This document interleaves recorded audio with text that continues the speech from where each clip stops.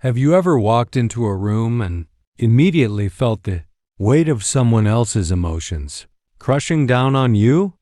Have you found yourself absorbing the pain, the joy, the anxiety of everyone around you until you can't tell where their feelings end and yours begin? If you're nodding right now, you're not alone. You're an empath. But here's what most people don't tell you about being an empath. It's not just a gift. Without the right wisdom, it can become a burden that slowly drains the life out of you.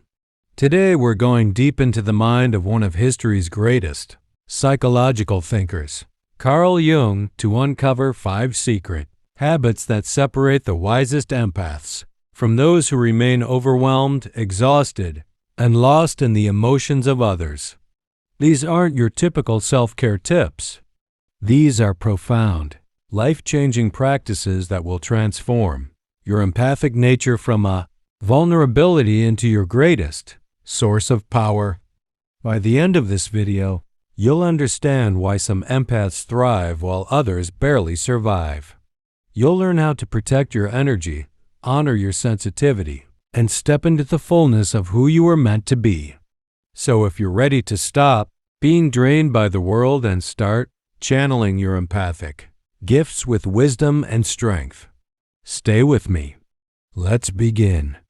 Before we dive into these 5 secret habits, we need to understand what Carl Jung actually said about empathy and sensitivity. Jung didn't use the word empath the way we do today, but his entire body of work was built on understanding the deeper, unconscious connections between human beings. He spoke about the collective unconscious, this vast, shared reservoir of human experience that we all tap into, often without realizing it. For Jung, some people are simply more permeable to this collective unconscious. They feel more. They sense more. They pick up on the unspoken emotional currents that others miss entirely. Sound familiar? But here's where Jung's wisdom becomes crucial. He understood that this permeability, this openness, could either be a path to profound wisdom or a path to psychological disintegration. The difference? Consciousness, intentionality, and specific habits that create boundaries between self and other. Let's explore these 5 habits that only the wisest empaths have mastered. Habit 1. They practice conscious shadow work. The first habit that separates wise empaths from overwhelmed empaths is this: they do shadow work. Now, if you're familiar with Jung, you know that the shadow is one of his most important concepts. But let me explain it simply. Your shadow is everything about yourself that you've rejected, denied, or refused to acknowledge. It's the parts of you that you've pushed down into the darkness because they didn't fit with your self-image or what others expected of you. Here's why this matters so much for empaths. When you haven't done your shadow work, you can't tell the difference between your emotions and other people's emotions. Everything gets tangled together in this chaotic mess, and you end up carrying burdens that were never yours to carry. Let me give you an example. Imagine you're an empath who has never acknowledged your own anger. You've always been the nice one, the peaceful one. You've pushed your anger deep into your shadow. Now, when you're around someone who's angry, what happens? You don't just feel their anger. You become completely overwhelmed by it. Why? Because their anger is triggering your unacknowledged anger. It's activating your shadow. This is what Jung meant when he said, everything that irritates us about others can lead us to an understanding of ourselves. So how do wise empaths practice shadow work? First, they develop brutal honesty with themselves. They stop pretending to be perfect. They stop denying the darker aspects of their personality. They ask themselves questions like, what emotions do I refuse to feel? What parts of myself have I disowned? What do I judge most harshly in others? Because that's usually our shadow speaking. Second, they journal regularly about their uncomfortable feelings. Not just the surface level stuff, but the deep, ugly truths they don't want to admit. Third, they notice patterns. When do they feel most triggered? What situations consistently drain them? These are breadcrumbs leading to their shadow material. Jung said it perfectly. One does not become enlightened by imagining figures of light, but by making the darkness conscious. When you make your shadow conscious, something miraculous happens. You stop absorbing everyone else's emotional baggage. You can finally distinguish between what's yours and what belongs to others. You develop what Jung called psychological differentiation, the ability to stand separate while still feeling connected. This is the foundation. Without shadow work, the other 4 habits won't be nearly as effective. If you're getting value from this video, please hit that like button and subscribe to the channel. It helps us reach more empaths who need this message. And drop a comment below telling me, what's one shadow aspect you've recently discovered about yourself? Habit 2. They cultivate sacred solitude. The second habit of wise empaths is something that goes completely against modern culture. They fiercely protect their solitude, not just alone time, not just me time where they scroll on their phones. I'm talking about sacred solitude, deliberate, intentional time spent in silence, away from all external stimulation. Jung was a master of this. He built a tower in Böllingen, Switzerland, where he would retreat for weeks at a time. No electricity, no phone, just him, his thoughts, and the depths of his unconscious mind. He wrote, "Solitude is for me a fount of healing which makes my life worth living. But here's what most empaths don't understand. Solitude isn't just about rest. It's about psychic hygiene. Think of it this way. Every interaction you have with another person leaves an energetic residue. Their emotions, their thoughts, their projections, they all leave traces in your psychic field. For empaths, who naturally absorb more than others, these traces accumulate quickly. If you don't deliberately clear them, you end up carrying hundreds of other people's emotional patterns without even realizing it. You become a dumping ground for collective anxiety, fear, and pain. So what does sacred solitude actually look like? Wise empaths create what I call reset rituals. These are non-negotiable blocks of time where they completely withdraw from social interaction. This might look like a daily morning practice of silence before engaging with the world, a weekly solo nature walk without their phone, a monthly full day of complete solitude, no texts, no calls, no social media, a quarterly retreat where they disconnect entirely. During this time, they're not trying to be productive. They're not checking things off a list. They're simply being, listening, allowing the accumulated emotional noise to settle. Jung described this as active imagination, a process where you create space for your unconscious to speak to you.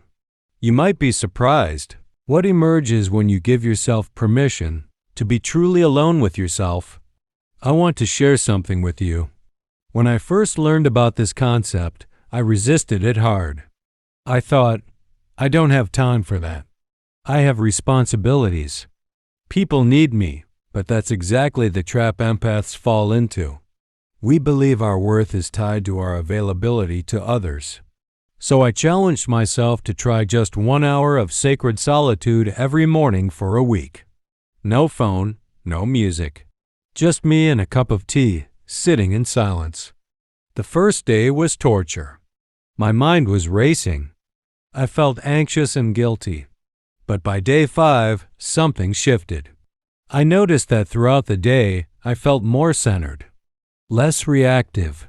I could feel other people's emotions, but they didn't stick to me the same way. That 1 hour gave me a foundation of self that couldn't be so easily invaded. Here's what Jung understood. Your visions will become clear only when you can look into your own heart. Who looks outside dreams. Who looks inside awakes. Wise empaths know they must regularly look inside. They must create space to reconnect with their own energy, their own emotions, their own truth. Without this, they become like a radio, stuck between stations. picking up every signal but unable to tune into their own frequency. So here's your challenge. Identify one form of sacred solitude you can commit to this week. Maybe it's 20 minutes every morning before you check your phone. Maybe it's a solo walk during your lunch break. Maybe it's saying no to plans this weekend so you can have a full day to yourself. Start small, but start somewhere. Your nervous system will thank you. Your relationships will improve.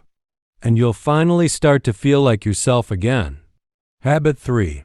They engage in active energy transmutation. Now we come to the third habit. And this one is where Jung's wisdom becomes almost alchemical. Wise empaths don't just absorb energy, they transmute it. Let me explain what I mean. Most empaths operate in a passive mode. They feel someone's anxiety and they become anxious. They feel someone's sadness and they become sad. They're like sponges, absorbing everything with no filter. But wise empaths? They've learned to become transformers instead of sponges. Jung was obsessed with alchemy, not the literal turning of lead into gold, but the psychological process of transformation. He saw alchemy as a metaphor for the individuation process, the journey of becoming whole.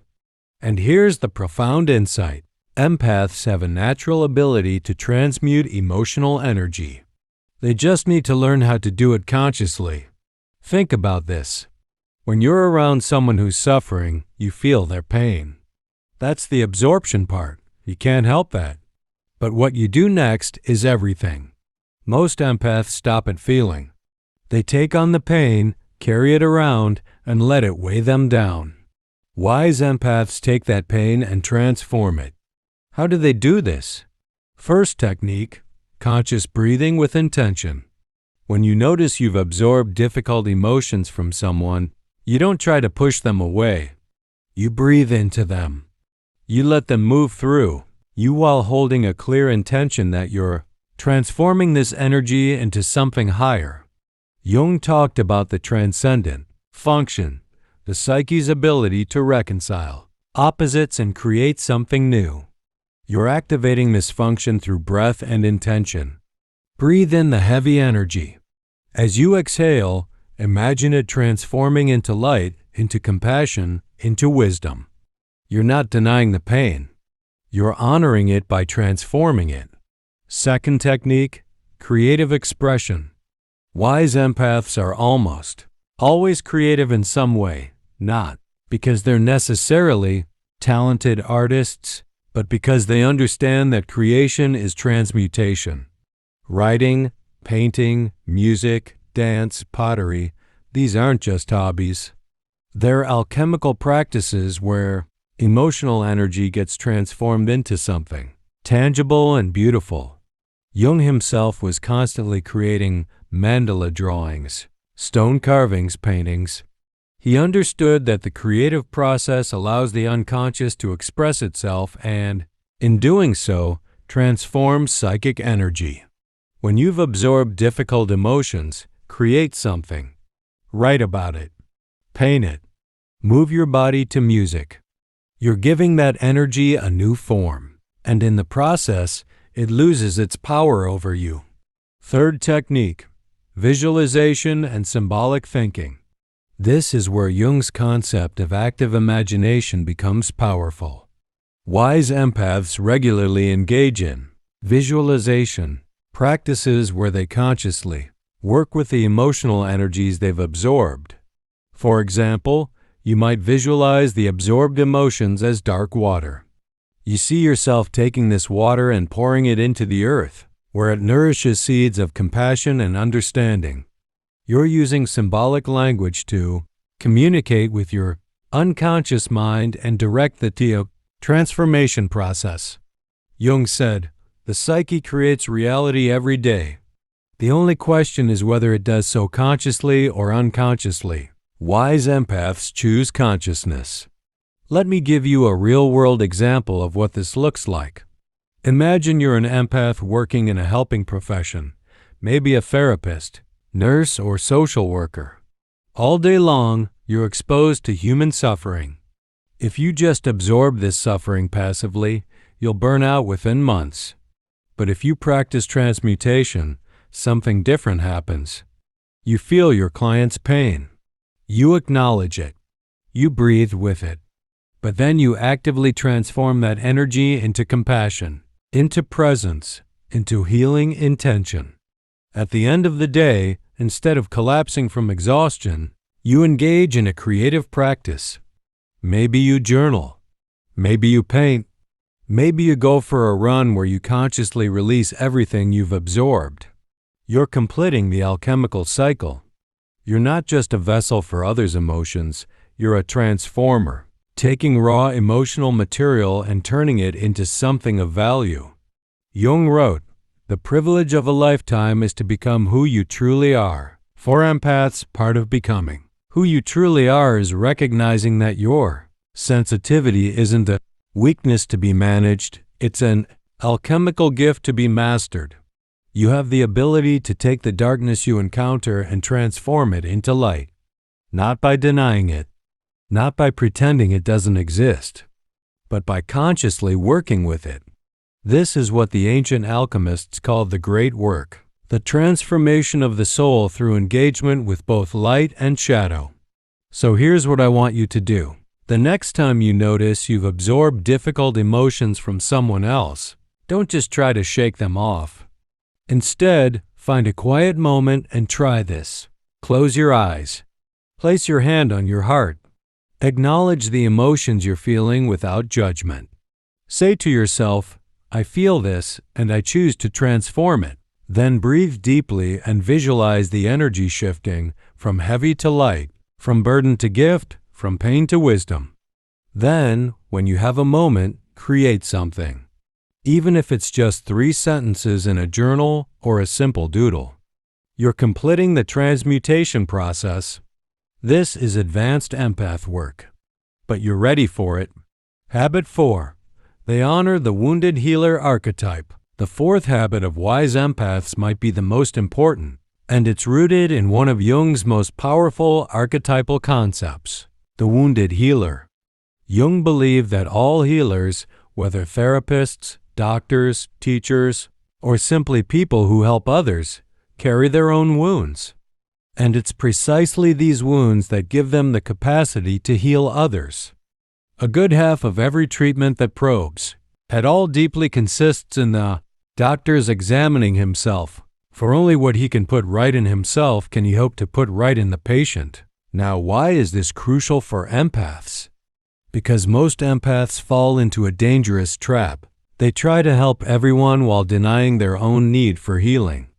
They become martyrs, constantly giving from an empty cup while their own wounds fester in the darkness.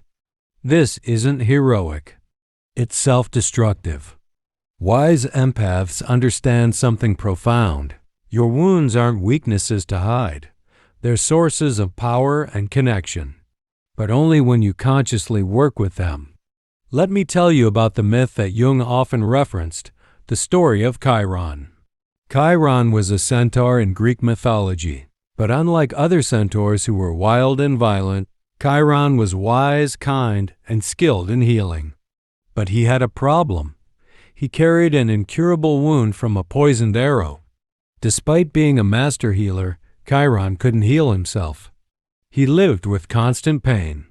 Yet it was this very pain that made him the greatest healer of his age. His wound gave him empathy. His suffering gave him wisdom. His inability to escape pain gave him the capacity to sit with others in their pain without needing to fix it immediately. This is the wounded healer archetype. For empaths, this archetype is especially relevant because your sensitivity often comes from early wounds. Maybe you learned to read emotional atmospheres as a survival skill in a chaotic home.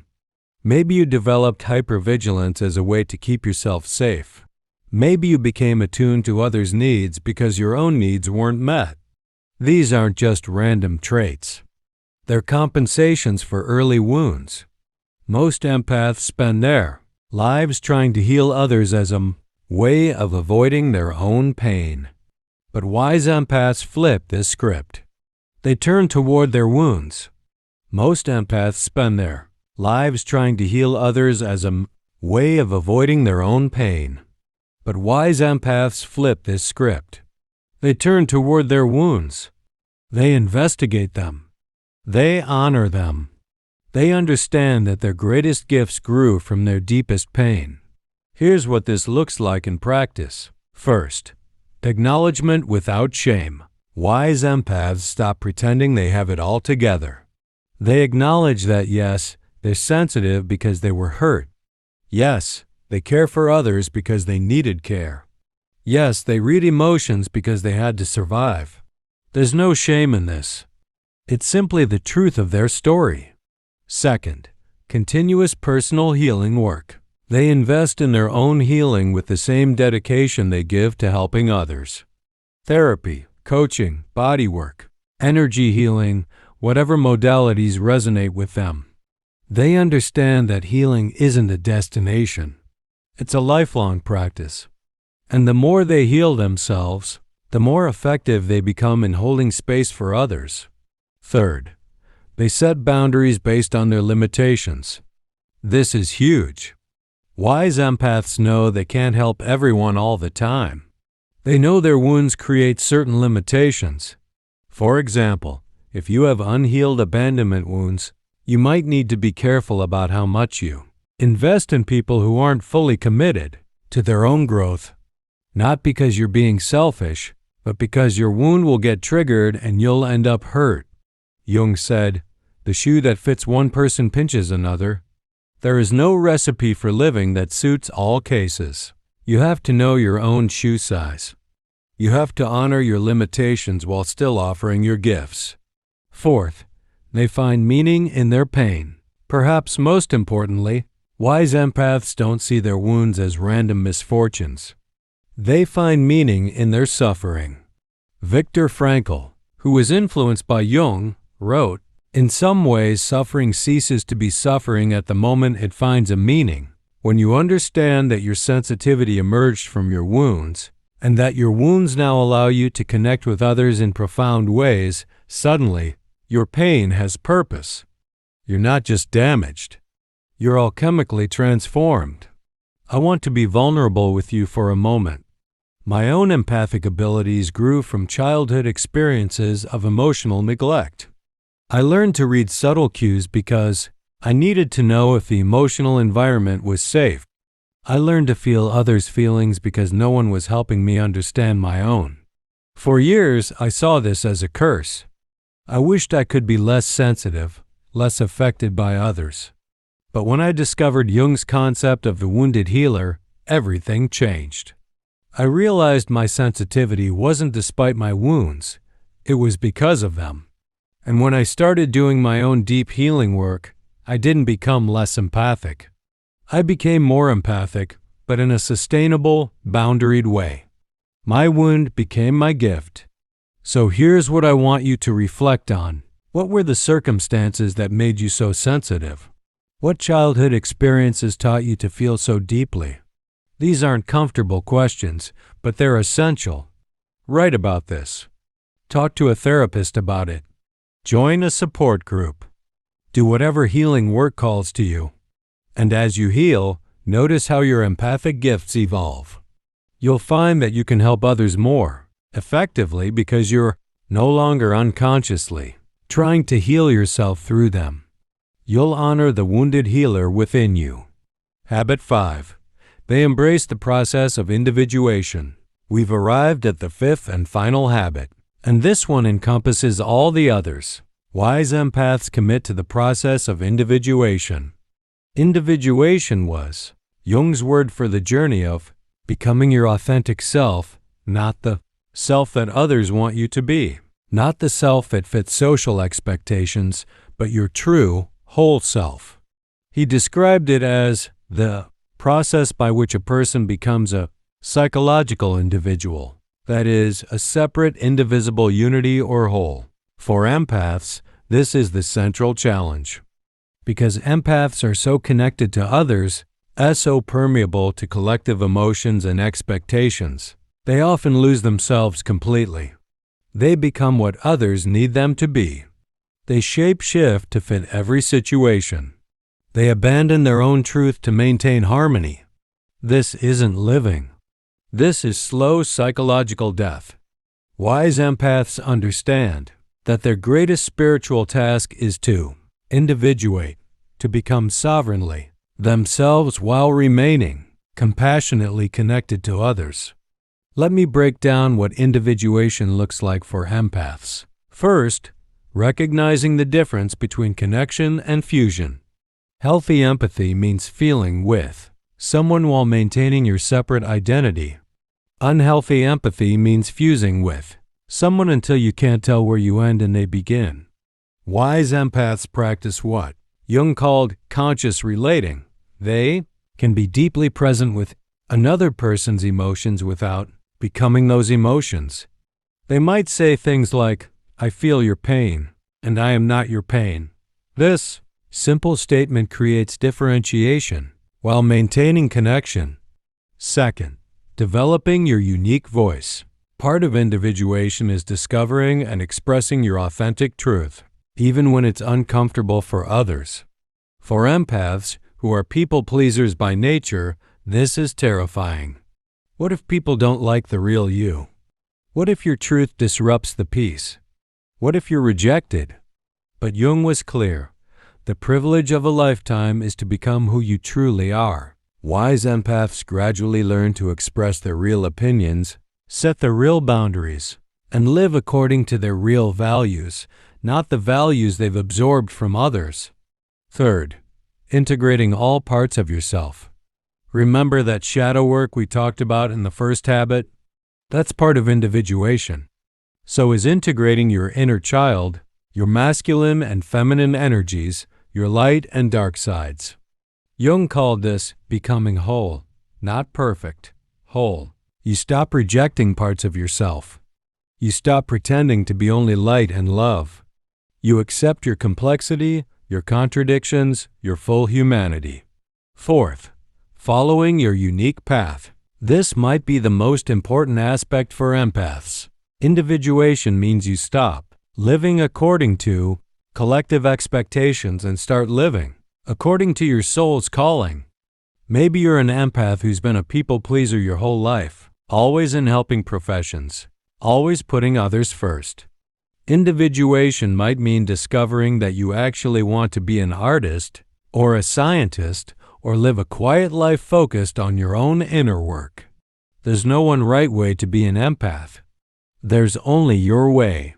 Jung said, "The world will ask you who you are, and if you don't know, the world will tell you." Wise empaths don't let the world tell them who they are. They discover it for themselves. Fifth, accepting that individuation is a lifelong process. This is so important. Individuation isn't a destination. It's not something you achieve and then you're done. It's a spiral path that you walk for your entire life, constantly discovering new layers of yourself, constantly integrating new experiences, constantly becoming more wholly who you are. Wise empaths embrace this. They don't rush the process. They don't beat themselves up for not being there yet. They trust the unfolding. Jung wrote something that should be tattooed on every empath's heart. I am not what happened to me. I am what I choose to become. Your empathic nature might have developed as a response to circumstances beyond your control. But what you do with it now, that's your choice. You can remain a passive absorber of everyone's emotions, lost in the collective unconscious, living a half-life. Or you can individuate. You can become a conscious, boundaried, powerful empath who uses their gifts wisely and lives authentically. The choice is yours. But wise empaths have already chosen. We've covered a lot of ground in this journey together. Let's recap these 5 secret habits. 1. Wise empaths practice conscious shadow work, distinguishing between their emotions and others' emotions. 2. They cultivate sacred solitude, creating regular space to clear accumulated emotional energy. 3. They engage in active energy transmutation, transforming what they absorb rather than just carrying it. 4. They honor the wounded healer archetype, recognizing that their wounds are sources of wisdom and connection. 5. They embrace the process of individuation, becoming authentically themselves while remaining compassionately connected. These aren't quick fixes. They're lifelong practices. But they're the difference between drowning in your sensitivity and dancing with it. I want you to understand something. Your empathic nature is not a burden you need to fix. It's a gift you need to master. Jung believed that people who feel deeply, who are sensitive to the collective unconscious, have a special role in the world. They're the ones who can bridge understanding between different people and perspectives. They're the ones who can hold space for transformation. They're the ones who can help heal collective wounds. But only if they first learn to work with their own sensitivity wisely. So I'm asking you, which of these 5 habits resonates most with you right now? Which one feels like it would make the biggest difference in your life? Drop a comment below and let me know. I read every single comment and I want to know where you are on this journey. If this video helped you, please like it and subscribe to the channel. We're building a community of conscious empaths who are committed to using their gifts wisely. Share this video with another empath who needs to hear this message. Send it to that friend who's always drained, always overwhelmed, always giving to others while neglecting themselves. And if you want to go deeper, I've created additional resources on empathic wisdom and Jungian psychology. Check the links in the description. Remember what Jung said, your visions will become clear only when you can look into your own heart. It's time to look into your heart. It's time to honor your gifts. It's time to become the wise empath you were always meant to be. Thank you for being here. Thank you for feeling deeply in a world that often numbs itself. Thank you for doing the hard work of consciousness. Until next time, protect your energy, honor your truth, and keep walking the path of individuation.